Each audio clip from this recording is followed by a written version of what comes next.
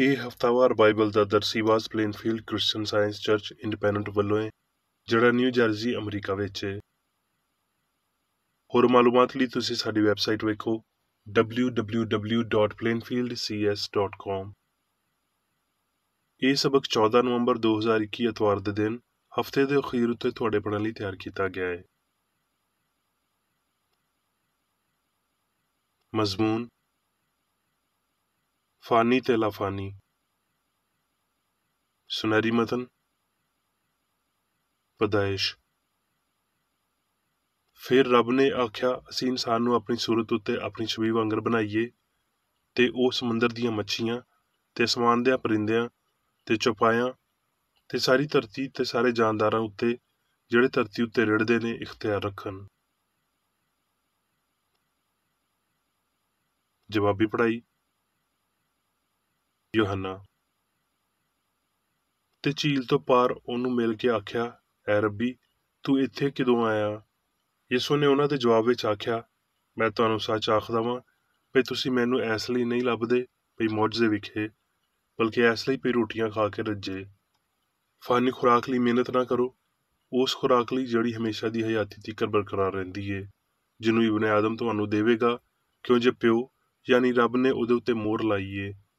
ਤੇ ਉਹਨਾਂ ਨੇ ਉਹਨੂੰ ਆਖਿਆ, ਅਸੀਂ ਕੀ ਕਰੀਏ ਤਾਂ ਜੋ ਰੱਬ ਦੇ ਕੰਮ ਪੂਰੇ ਕਰੀਏ? ਯਿਸੂ ਨੇ ਜਵਾਬ ਵਿੱਚ ਉਹਨਾਂ ਨੂੰ ਆਖਿਆ, ਭਈ ਰੱਬ ਦਾ ਕੰਮ ਇਹ ਹੈ ਵੀ ਜਿਹਨੂੰ ਉਹਨੇ ਘੱਲਿਆ ਏ ਉਹਦੇ ਉੱਤੇ ਈਮਾਨ ਲਿਆਓ।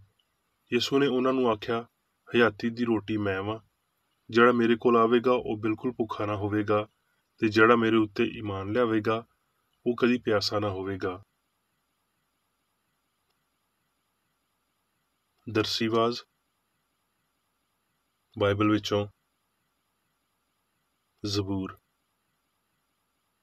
ਐ ਧਰਤੀ ਦੇ ਰਹਿਣ ਵਾਲਿਓ, ਸਾਰੇ ਖੁਦਾਵੰਦ ਦੇ ਹਜ਼ੂਰ ਖੁਸ਼ੀ ਦਾ ਨਾਰਾ ਮਾਰੋ, ਖੁਸ਼ੀ ਨਾਲ ਖੁਦਾਵੰਦ ਦੀ ਇਬਾਦਤ ਕਰੋ, ਗਾਉਂਦਿਆਂ ਹੋਏ ਉਹਦੇ ਹਜ਼ੂਰ ਹਾਜ਼ਰ ਹੋਵੋ। ਜਾਣ ਰੱਖੋ ਵੀ ਖੁਦਾਵੰਦ ਹੀ ਰੱਬ ਏ, ਉਹਨੇ ਸਾਨੂੰ ਜੰਮਿਆ ਏ ਤੇ ਅਸੀਂ ਉਹਦੇ ਹੀ ਹਾਂ। ਅਸੀਂ ਉਹਦੇ ਲੋਕੀ ਤੇ ਉਹਦੀ ਚਰਾਗਾਂ ਦੀਆਂ ਭੇਡਾਂ ਵਾਂ। ਸ਼ੁਕਰਗੁਜ਼ਾਰੀ ਕਰਦਿਆਂ ਹੋਏ ਉਹਦੇ ਫਾਟਕਾਂ ਵਿੱਚ ਤੇ ਹਮਦ ਕਰਦਿਆਂ ਹੋਏ ਉਹਦੀਆਂ ਬਾਰਗਾਹਾਂ ਵਿੱਚ ਦਾਖਲ ਹੋਵੋ। ਉਹਦਾ ਸ਼ੁਕਰ ਕਰੋ ਤੇ ਉਹਦੇ ਨਾਂ ਨੂੰ ਧੰਨ ਆਖੋ, ਕਿਉਂ ਜੇ ਰੱਬ ਭਲਾ ਏ, ਉਹਦੀ ਸ਼ਫਕਤ ਅਬਦੀ ਏ ਤੇ ਉਹਦੀ ਵਫਾਦਾਰੀ ਪੀੜ੍ਹੀ ਤੋਂ ਪੀੜ੍ਹੀ ਤੀਕਰ ਰਹਿੰਦੀ ਏ। ਮਰਕਸ ਤੇ ਯਸੂ। ਮਰਕਸ। ਉੱਥੋਂ ਉਹ ਸੌਰ ਤੇ ਸੈਦਾ ਦੀਆਂ ਸਰਹੱਦਾਂ ਵਿੱਚ ਗਿਆ ਤੇ ਇੱਕ ਘਰ ਵਿੱਚ ਵੜਿਆ ਤੇ ਨਹੀਂ ਚਾਹੁੰਦਾ ਸੀ ਵੀ ਕਿਸੇ ਨੂੰ ਪਤਾ ਚੱਲੇ, ਪਰ ਲੁਕ ਨਾ ਸਕਿਆ, ਬਲਕਿ ਛੇਤੀ ਨਾਲ ਇੱਕ ਬੁੱਢੀ ਜਿਹਦੀ ਨਿੱਕੀ ਧੀ ਵਿੱਚ ਨਾਪਾਕ ਰੂਹ ਸੀ, ਉਹਦੀ ਖਬਰ ਸੁਣ ਕੇ ਆਈ ਤੇ ਉਹਦੇ ਪੈਰਾਂ ਵਿੱਚ ਡਿੱਗ ਪਈ। ਇਹ ਬੁੱਢੀ ਯੂਨਾਨੀ ਤੇ ਕੌਮ ਦੀ ਸੂਰ ਫੈਨਕੀ ਸੀ। ਉਹਨੇ ਉਹਨੂੰ ਮਿੰਨਤ ਕੀਤੀ ਭਈ ਬਦਰੂ ਨੂੰ ਉਹਦੀ ਧੀ ਵਿੱਚੋਂ ਕੱਢ ਦੇਵੇ।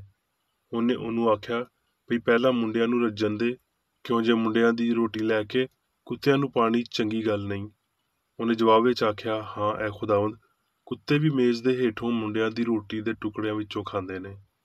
ਉਹਨੇ ਉਹਨੂੰ ਆਖਿਆ, ਇਸ ਗੱਲ ਦੇ ਪਾਰੋਂ ਜਾ, ਬਦਰੂ ਤੇਰੀ ਧੀ ਵਿੱਚੋਂ ਨਿਕਲ ਗਈ ਏ। ਤੇ ਉਹਨੇ ਆਪਣੇ ਘਰ ਜਾ ਕੇ ਵੇਖਿਆ ਵੀ ਉਹਦੀ ਧੀ ਪਲੰਗ ਉੱਤੇ ਪਈ ਏ ਤੇ ਬਦਰੂ ਨਿਕਲ ਗਈ ਏ। ਤੇ ਉਹ ਫੇਰ ਸੌਰ ਦੀਆਂ ਸਰਹੱਦਾਂ ਵਿੱਚੋਂ ਨਿਕਲ ਕੇ ਸੈਦਾ ਦੀ ਰਾਹ ਤੋਂ ਦਿਕਪਲੁਸ ਦੀਆਂ ਸਰਹੱਦਾਂ ਤੋਂ ਹੁੰਦਾ ਹੋਇਆ ਗਲੀਲ ਦੀ ਝੀਲ ਤੀਕਰ ਅੱਪੜਿਆ।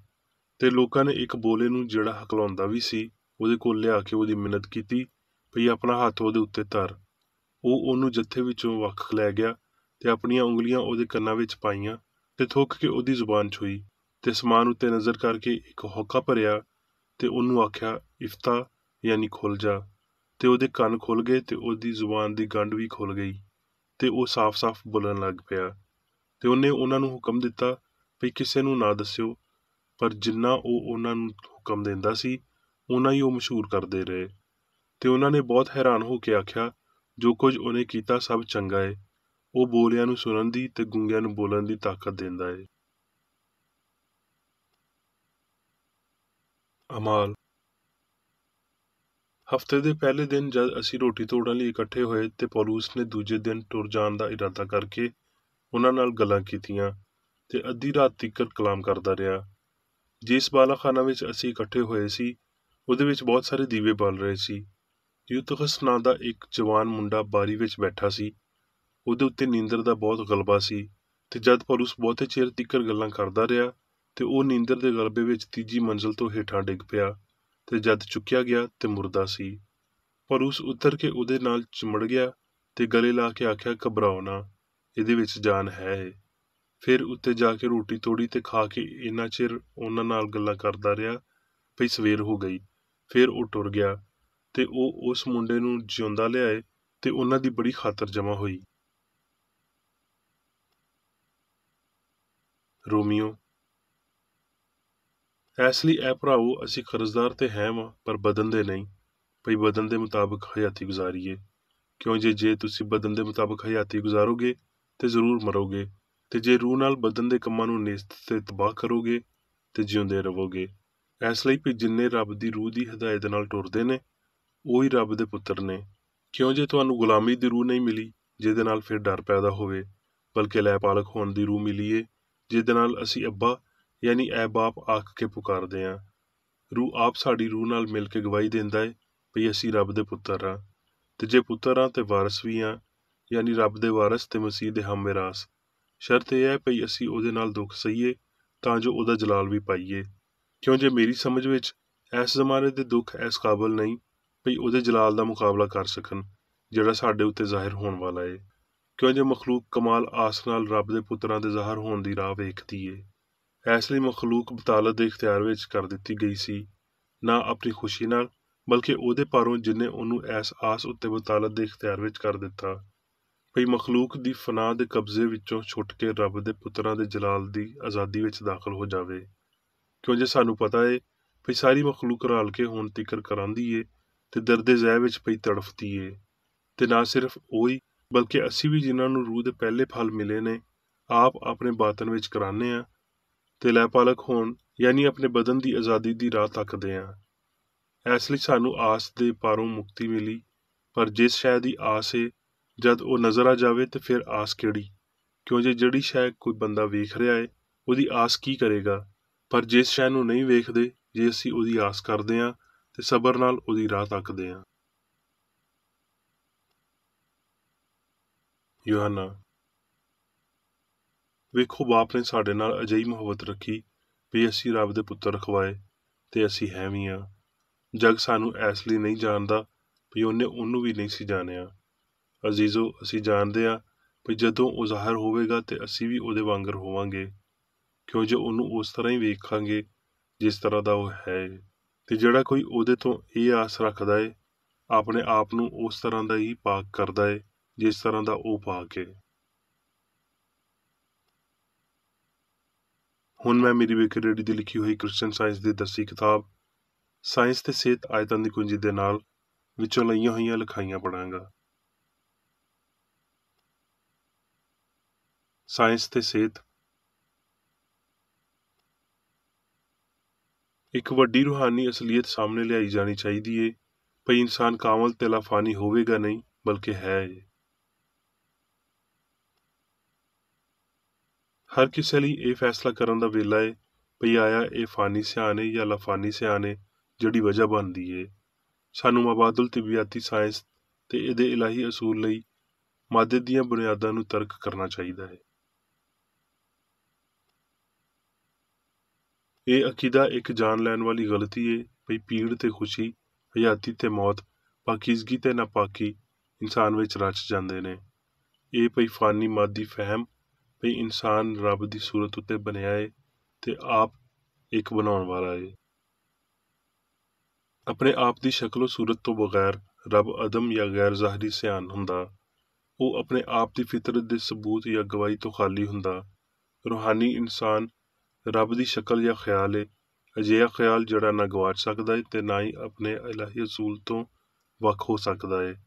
ਜਦੋਂ ਗਵਾਹੀ ਨੇ ਮਾਦੀ ਹਵਾਸ ਦੇ ਸਾਹਮਣੇ ਰੂਹਾਨੀ ਫਹਿਮ ਨੂੰ ਕਬੂਲ ਕੀਤਾ ਤੇ ਰਸੂਲ ਨੇ ਇਹ ਬਿਆਨ ਦਿੱਤਾ ਭਈ ਕੋਈ ਉਹਨੂੰ ਰੱਬ ਤੋਂ ਮਿੱਠੇ ਫਹਿਮ ਤੇ ਹਯਾਤੀ ਤੇ ਸੱਚਾਈ ਦੀ ਹਜ਼ੂਰੀ ਤੋਂ ਵੱਖ ਨਹੀਂ ਕਰ ਸਕਦਾ। ਇਹ ਮਾਦੀ ਫਹਿਮ ਦੀਆਂ ਸ਼ੈਵਾਂ ਉੱਤੇ ਕਾਇਮ ਜਹਾਲਤ ਤੇ ਝੂਠਾ ਅਕੀਦਾ ਏ ਜਿਹੜਾ ਰੂਹਾਨੀ ਖੂਬਸੂਰਤੀ ਤੇ ਚੰਗਿਆਈ ਨੂੰ ਲੁਕਾਉਂਦਾ ਏ। ਇਹਨੂੰ ਸਮਝਦਿਆਂ ਹੋਏ ਪੌਲੁਸ ਨੇ ਆਖਿਆ, ਰੱਬ ਦੇ ਪਿਆਰ ਤੋਂ ਨਾ ਸਾਨੂੰ ਮੌਤ, ਨਾ ਹਯਾਤੀ, ਨਾ ਫਰਿਸ਼ਤੇ, ਨਾ ਹਕੂਮਤਾਂ, ਨਾ ਹਾਲ ਦੀਆਂ, ਨਾ ਇਸਤਕਬਾਲ ਦੀਆਂ ਸ਼ੈਵਾਂ, ਨਾ ਕੁਦਰਤ, ਨਾ ਉਚਾਈ, ਨਾ ਪਸਤੀ, ਨਾ ਕੋਈ ਹੋਰ ਮਖਲੂਕ ਵੱਖ ਕਰ ਸਕੇਗੀ। ਇਹ ਕ੍ਰਿਸਚਨ ਸਾਇੰਸ ਦਾ ਅਕੀਦਾ ਹੈ ਵੀ ਇਲਾਹੀ ਪਿਆਰ ਆਪਣੇ ਇਜ਼ਹਾਰ ਜਾਂ ਮੌਜੂ ਤੋਂ ਆਰੀ ਨਹੀਂ ਹੋ ਸਕਦਾ, ਵੀ ਖੁਸ਼ੀ ਦੁੱਖ ਵਿੱਚ ਬਦਲ ਨਹੀਂ ਸਕਦੀ, ਕਿਉਂ ਜੇ ਦੁੱਖ ਖੁਸ਼ੀ ਦਾ ਮਾਲਕ ਨਹੀਂ ਹੈ, ਵੀ ਚੰਗਿਆਈ ਬੁਰਾਈ ਨੂੰ ਕਦੀ ਪੈਦਾ ਨਹੀਂ ਕਰ ਸਕਦੀ, ਵੀ ਮਾਦਾ ਕਦੀ ਸਿਆਣ ਨੂੰ ਪੈਦਾ ਨਹੀਂ ਕਰ ਸਕਦਾ, ਨਾ ਹੀ ਹਯਾਤੀ ਕਦੀ ਮੌਤ ਦਾ ਨਤੀਜਾ ਹੋ ਸਕਦੀ ਹੈ। ਸੱਚਾ ਇਨਸਾਨ ਰੱਬ ਯਾਨੀ ਆਪਣੇ ਸੱਚੇ ਅਸੂਲਾਂ ਦੇ ਪਾਰੋਂ ਪਾਪ ਤੋਂ ਪਾਕ ਤੇ ਨਾ ਅਬਦੀ ਹੈ।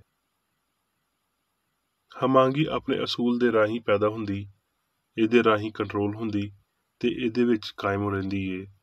ਇਲਾਹੀ ਅਸੂਲ ਇਨਸਾਨ ਦੀ ਹਯਾਤੀ ਏ, ਇਸ ਲਈ ਇਨਸਾਨ ਦੀ ਖੁਸ਼ੀ ਬਦਨੀ ਫਹਿਮ ਦੇ ਮੁੱਕਣ ਵਿੱਚ ਨਹੀਂ, ਸੱਚਾਈ ਨੂੰ ਗਲਤੀ ਤੋਂ ਵੱਖ ਨਹੀਂ ਕੀਤਾ ਜਾਂਦਾ।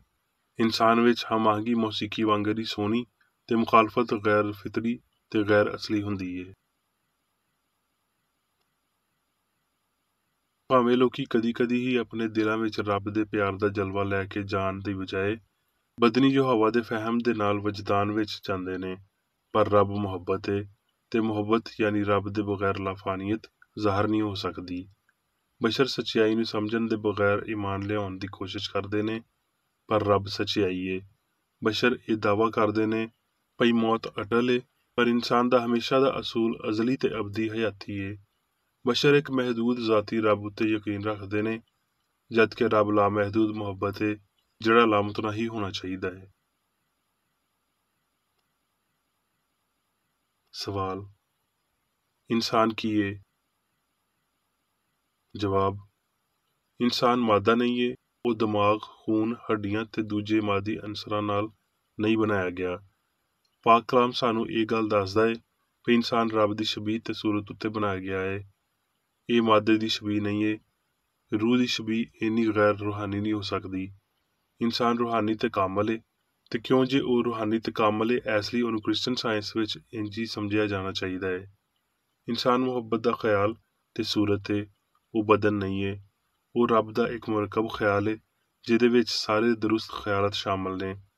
ਇੰਜ ਦੀ ਅਮੂਮੀ ਇਸਤਲਾਹ ਜਿਹੜੀ ਰੱਬ ਦੀ ਸੂਰਤ ਤੇ ਸ਼ਬੀਹ ਦੀ ਅਕਾਸੀ ਕਰਦੀ ਏ, ਸਾਇੰਸ ਵਿੱਚ ਪਾਈ ਜਾਣ ਵਾਲੀ ਹਸਤੀ ਦੀ ਬਾਖਬਰ ਸ਼ਨਾਖਤ, ਜਿਹਦੇ ਵਿੱਚ ਇਨਸਾਨ ਰੱਬ ਜਾਂ ਸਿਆਣ ਦੀ ਅਕਾਸੀ ਕਰਦਾ ਏ, ਤੇ ਇਸੇ ਲਈ ਉਹ ਅਬਦੀ ਏ, ਯਾਨੀ ਉਹ ਜਿਹਦੀ ਰੱਬ ਤੋਂ ਵੱਖਰੀ ਕੋਈ ਸਿਆਣ ਨਹੀਂ ਏ, ਉਹ ਜਿਹਦੇ ਵਿੱਚ ਇੰਜ ਦੀ ਕੋਈ ਵੀ ਖੂਬੀ ਨਹੀਂ ਜਿਹੜੀ ਰੱਬ ਤੋਂ ਨਾ ਲਈ ਗਈ ਹੋਵੇ, ਉਹ ਜਿਹੜਾ ਖੁਦ ਤੋਂ ਆਪਣੀ ਕੋਈ ਹਯਾਤੀ ਜ਼ਹਾਨਤ ਤੇ ਨਾ ਹੀ ਕੋਈ ਤਖਲੀਕ ਰੱਖਦਾ ਏ, ਪਰ ਉਹਨਾਂ ਸਾਰਿਆਂ ਦੀ ਰੂਹਾਨੀ ਤੌਰ ਤੇ ਅਕਾਸੀ ਕਰਦਾ ਏ ਜਿਹੜੀ ਉਹਦੇ ਬਣਾਉਣ ਵਾਲੇ ਦੇ ਨਾਲ ਤਾਲੁਕ ਰੱਖਦੀ ਏ। ਫਿਰ ਰੱਬ ਨੇ ਆਖਿਆ, ਅਸੀਂ ਇਨਸਾਨ ਨੂੰ ਆਪਣੀ ਸੂਰਤ ਉੱਤੇ ਆਪਣੀ ਸ਼ਬੀਹ ਵਾਂਗਰ ਬਣਾਈਏ ਤੇ ਉਹ ਸਮੁੰਦਰ ਦੀਆਂ ਮੱਛੀਆਂ ਤੇ ਅਸਮਾਨ ਦੇ ਪਰਿੰਦਿਆਂ ਤੇ ਚੌਪਾਇਆਂ ਤੇ ਸਾਰੀ ਧਰਤੀ ਤੇ ਸਾਰੇ ਜਾਨਦਾਰਾਂ ਉੱਤੇ ਜਿਹੜੇ ਧਰਤੀ ਉੱਤੇ ਰਿੜਦੇ ਨੇ ਇਖਤਿਆਰ ਰੱਖਣ। ਇਨਸਾਨ ਪਾਪ, ਬਿਮਾਰੀ ਤੇ ਮੌਤ ਦੇ ਲਾਇਕ ਨਹੀਂ। ਇਲਾਹੀ ਇਨਸਾਨ ਪਾਕੀਜ਼ਗੀ ਤੋਂ ਵੱਖਰਾ ਨਹੀਂ ਹੋ ਸਕਦਾ ਤੇ ਨਾ ਹੀ ਰੱਬ ਜਿਹਦੇ ਤੋਂ ਇਨਸਾਨ ਨਸ਼ੋ-ਨੁਮਾ ਪਾਉਂਦਾ ਏ, ਪਾਪ ਦੇ ਖਿਲਾਫ ਕੂਵਤ ਜਾਂ ਆਜ਼ਾਦੀ ਪੈਦਾ ਕਰ ਸਕਦਾ ਏ। ਇੱਕ ਬਸ਼ਰੀ ਪਾਪੀ ਰੱਬ ਦਾ ਬੰਦਾ ਨਹੀਂ ਏ। ਬਸ਼ਰ ਲਾਫਾਨੀਆਂ ਦੇ ਫਰੇਬ ਨੇ, ਉਹ ਬਦਕਰਦਾਰਾਂ ਜਾਂ ਬਦਾਂ ਦੇ ਬਾਲ ਨੇ, ਜਿਹਦੇ ਤੋਂ ਇਹ ਜ਼ਾਹਿਰ ਹੁੰਦਾ ਹੈ ਕਿ ਇਨਸਾਨ ਮਿੱਟੀ ਤੋਂ ਸ਼ੁਰੂ ਹੋਇਆ ਜਾਂ ਮਾਦੀ ਐਮਰੀਓ ਦੇ ਤੌਰ ਤੇ ਪੈਦਾ ਹੋਇਆ ਹੈ। ਇਲਾਹੀ ਸਾਇੰਸ ਵਿੱਚ ਰੱਬ ਤੇ ਅਸਲੀ ਇਨਸਾਨ ਇਲਾਹੀ ਅਸੂਲ ਤੇ ਖਿਆਲ ਵਾਂਗਰ ਗੈਰ ਮੁਨਫਿਕ ਨੇ। ਗਲਤੀ ਜਿਹੜੀ ਇਹਦੀਆਂ ਆਖਰੀ ਹੱਦਾਂ ਵਿੱਚ ਸੁੱਟੀ ਗਈ ਖੁਦਕੁਸ਼ ਏ। ਗਲਤੀ ਇਹ ਦਾਅਵਾ ਕਰਨਾ ਛੱਡ ਦੇਵੇਗੀ ਭਈ ਜਾਨ ਬਦਨ ਵਿੱਚ ਏ, ਭਈ ਹਯਾਤੀ ਤੇ ਜ਼ਹਾਨਤ ਮਾਦੇ ਵਿੱਚ ਏ, ਤੇ ਇਹ ਭਈ ਮਾਦਾ ਇਨਸਾਨ ਵਿੱਚ ਏ। ਰੱਬ ਇਨਸਾਨ ਦਾ ਅਸੂਲ ਏ ਤੇ ਇਨਸਾਨ ਰੱਬ ਦਾ ਖਿਆਲ ਏ। ਇਸ ਲਈ ਇਨਸਾਨ ਨਾ ਫਾਨੀ ਏ ਨਾ ਮਾਦੀ। ਫਾਨੀ ਗਾਇਬ ਹੋ ਜਾਣਗੇ ਤੇ ਲਾਫਾਨੀ ਜਾਂ ਰੱਬ ਦੇ ਪੁੱਤਰ ਇਨਸਾਨ ਦੀ ਕੱਲੀ ਤੇ ਅਬਦੀ ਸੱਚਾਈਆਂ ਦੇ ਤੌਰ ਤੇ ਸਾਹਮਣੇ ਆਉਣਗੇ। ਫਾਨੀ ਬਸ਼ਰ ਰੱਬ ਦੇ ਸੁੱਟੇ ਹੋਏ ਪੁੱਤਰ ਨਹੀਂ। ਉਹ ਕਦੀ ਵੀ ਹਸਤੀ ਦੀ ਕਾਮਲ ਹਾਲਤ ਵਿੱਚ ਨਹੀਂ ਸੀ, ਜਿਹਨੂੰ ਬਾਅਦ ਵਿੱਚ ਦੁਬਾਰਾ ਹਾਸਲ ਕੀਤਾ ਜਾ ਸਕਦਾ ਏ। ਫਾਨੀ ਤਾਰੀਖ ਦੇ ਸ਼ੁਰੂ ਤੋਂ ਉਹਨਾਂ ਨੇ ਬਦੀ ਵਿੱਚ ਹਾਲਤ ਫੜੀ ਤੇ ਪਾਪ ਵਿੱਚ ਆਪਣੀ ਮਾਂ ਦੇ ਢਿੱਡ ਵਿੱਚ ਆਏ। ਅਖੀਰੀ ਫਾਨੀਅਤ ਨੂੰ ਗੈਰ ਫਾਨੀਅਤ ਦੇ ਰਾਹੀਂ ਮੁਕਾ ਦਿੱਤਾ ਜਾਂਦਾ ਹੈ। ਜਿਹੜੇ ਹਕਾਇਕ ਗੈਰ ਫਾਨੀ ਇਨਸਾਨ ਨਾਲ ਤਾਲੁਕ ਰੱਖਦੇ ਨੇ, ਉਹਨਾਂ ਨੂੰ ਥਾਂ ਦੇਣ ਲਈ ਪਾਪ, ਬਿਮਾਰੀ ਤੇ ਮੌਤ ਨੂੰ ਗਾਇਬ ਹੋਣਾ ਚਾਹੀਦਾ ਹੈ। ਐ ਬਸ਼ਰ, ਇਹ ਸਿੱਖੋ ਤੇ ਇਨਸਾਨ ਦੇ ਰੂਹਾਨੀ ਮਿਆਰ ਨੂੰ ਸੰਜੀਦਗੀ ਨਾਲ ਲੱਭੋ, ਜਿਹੜਾ ਮਾਦੀ ਖੁਦੀ ਤੋਂ ਪੂਰੀ ਤਰ੍ਹਾਂ ਨਾਵਾਕਿਫ ਹੈ। ਯਾਦ ਰੱਖੋ ਵੀ ਪਾਕ ਕਲਾਮ ਫਾਨੀ ਇਨਸਾਨ ਦੇ ਬਾਰੇ ਆਖਦਾ ਏ, ਇਨਸਾਨ ਦੀ ਉਮਰ ਤੇ ਘਾਹ ਵਾਂਗਰ ਏ, ਉਹ ਜੰਗਲੀ ਫੁੱਲਾਂ ਵਾਂਗਰ ਖਿੜਦਾ ਏ, ਭਈ ਹਵਾ ਉਹਦੇ ਉੱਤੇ ਚੱਲੀ ਤੇ ਉਹ ਨਹੀਂ ਰਿਹਾ ਤੇ ਉਹਦੀ ਥਾਂ ਉਹਨੂੰ ਫੇਰ ਨਾ ਵੇਖੇਗੀ।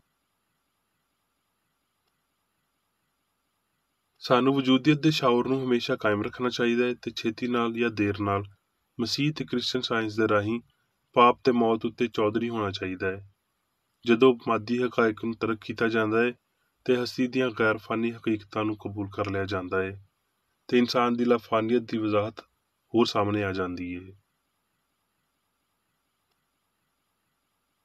ਹੁਣ ਮੈਂ ਮੇਰੀ ਬੇਕਰ ਰੈਡੀ ਵੱਲੋਂ ਚਰਚ ਮੈਨੂਅਲ ਵਿੱਚ ਦਿੱਤੇ ਹੋਏ ਰੋਜ਼ਾਨਾ ਦੇ 3 ਫਰਜ਼ ਪੜਾਂਗਾ।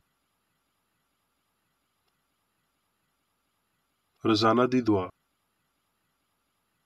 ਇਸ ਚਰਚ ਦੇ ਹਰ ਰੁਕਨ ਦਾ ਇਹ ਫਰਜ਼ ਹੈ ਭਈ ਉਹ ਹਰ ਰੋਜ਼ ਇਹ ਦੁਆ ਕਰੇ, ਤੇਰੀ ਬਾਦਸ਼ਾਹੀ ਆਵੇ, ਇਲਾਹੀ ਸੱਚਾਈ, ਹਯਾਤੀ ਤੇ ਪਿਆਰ ਦੀ ਸਲਤਨਤ ਮੇਰੇ ਅੰਦਰ ਕਾਇਮ ਹੋਵੇ ਤੇ ਸਾਰੇ ਪਾਪ ਮੈਥੋਂ ਨਿਕਲ ਜਾਣ ਤੇ ਤੇਰਾ ਕਲਾਮ ਸਾਰੇ ਇਨਸਾਨਾਂ ਦੇ ਪਿਆਰ ਨੂੰ ਵਧਾਵੇ ਤੇ ਉਹਨਾਂ ਉੱਤੇ ਹਕੂਮਤ ਕਰੇ।